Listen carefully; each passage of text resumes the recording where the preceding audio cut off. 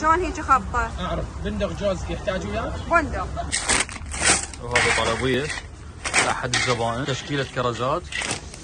اكيد شوي ما عشتم يعني؟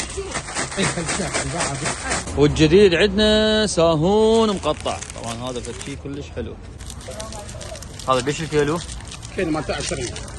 متابعينا هذا ساهون مقطع بالمكسرات، اعطينا يعني خلي يشوفوا. هذا الكيلو ب20,000. متابعينا هذا الكيلو ب8 شبس مال قعداتكم، حفلاتكم، سهراتكم. شوفوا لي هاي السله الحلوه، طبعا هاي اول مره اشوف الترتيب. وهذا تين مجفف. عمر هاي يبيعوها سله كيلو. هذا الكيلو مالته ب 14. ب 14. تين تركي درجه اولى. وهذا متابعينا مال الشمال، هذا بيف عمر. هذا الكيلو مالته ب 12. وهذه عندهم الحلاوه الجزريه، خلينا نشوف عموري.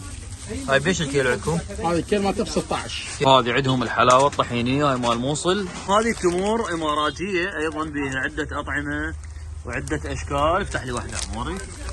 شوف هسه هذه. هذا بالحليب. هذا بالحليب طبعا. هاي الكاكاو وجوه يصير التمر. تابعينا احلى كرزات وحلويات راح تلقوها يم جنة المنصور. عنوانهم المنصور مجاور سيد الحليب.